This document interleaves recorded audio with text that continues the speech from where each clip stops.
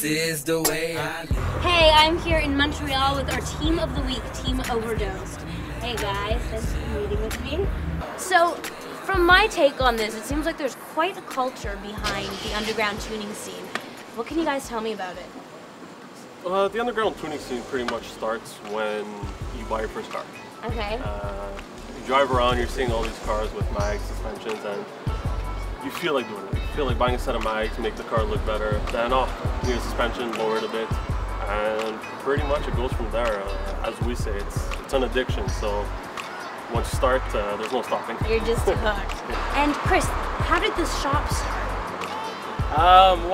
We started about 5 years ago.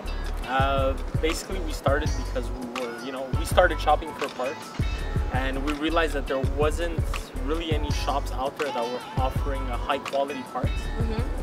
So me and Vic here, we decided to open up a shop and offer those parts that nobody else was offering. Very nice. Yeah.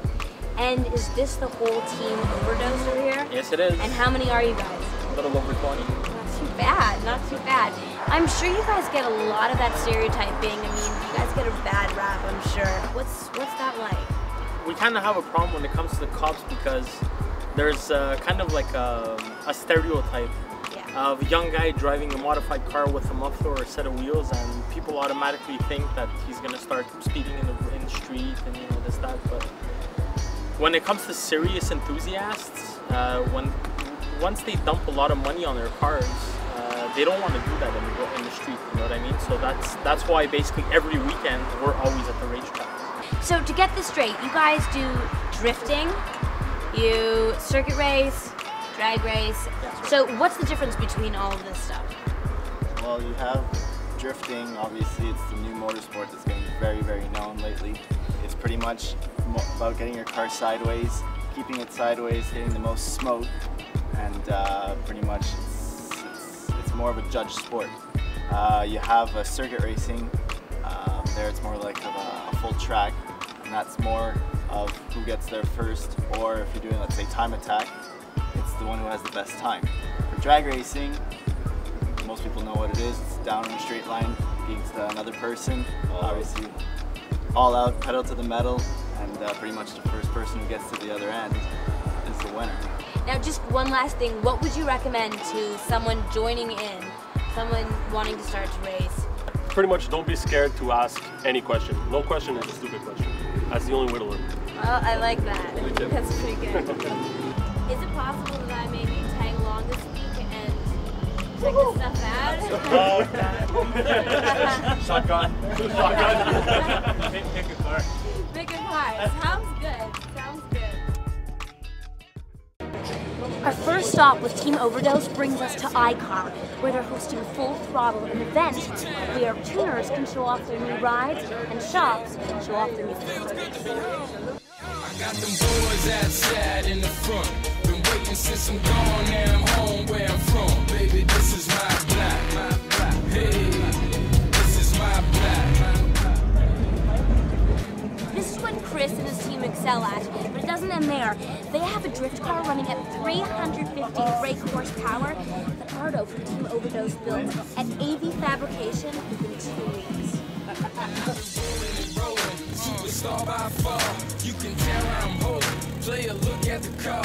So the real people love me. And the fake. Now, if you think that's insane, when they first got the car, it came straight out of the factory, no modifications at all. And out of that, just a giant was waiting.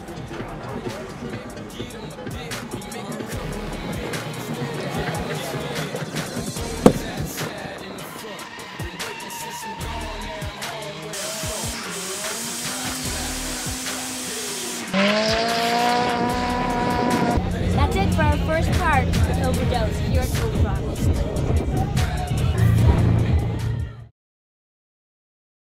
Our second stop with Team Overdose brings us to Saint-Eustache, where Drift Thing Night's Time Attack is being held. Time Attack is when a driver races alone on a track and tries to better the other drivers on the course. Today is Chris's turn to show us how it's done, and based on what you're about to see, he didn't disappoint.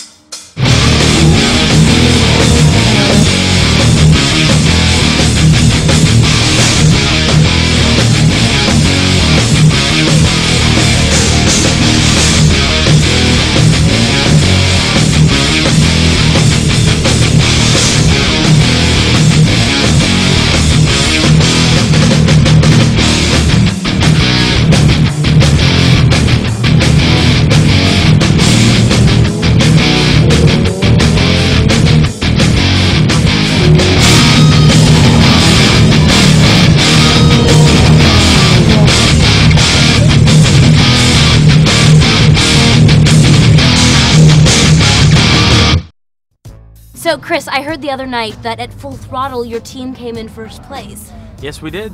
We came out with 25 cars. Nice. We took home 5 trophies, which one of them was best team. Then we got 3rd place Honda Civic, 2nd place Honda Prelude, best VIP, and 2nd place at Honda S2000.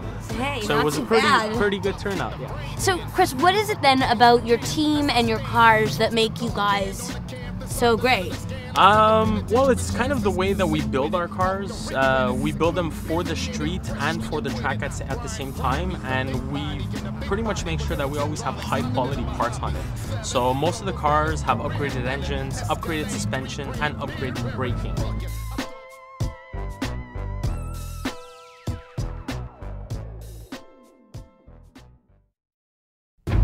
DMCC, Toronto. The next step for Team Overdose, where they are entering a drifting competition with some big players in the game. But what everyone at DMCC doesn't know is that Overdose came to the table with an ace up their sleeves. Marc Landreville.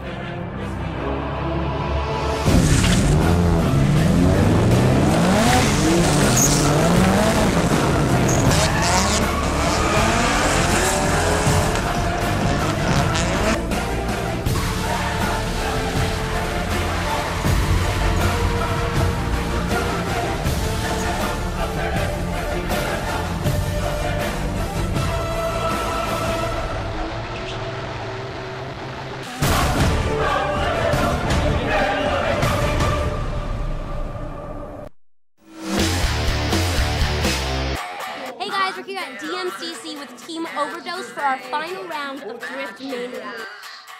We're at it again with Marc Landreville, only this time in front of a hometown crowd in Saint-Eustache. That's right.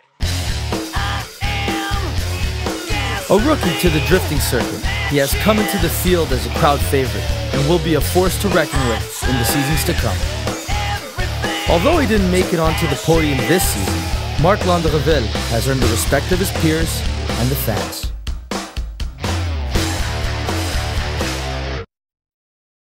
Well, thank you so much. This is where our stop ends with you. No problem. And It was a thank you pleasure. for your hospitality. And if you are ever in Montreal, come and check out Overdose Performance at 427 Rue Saint-Martin in Laval. If you want to shop online, go on our website, overdoseperformance.ca.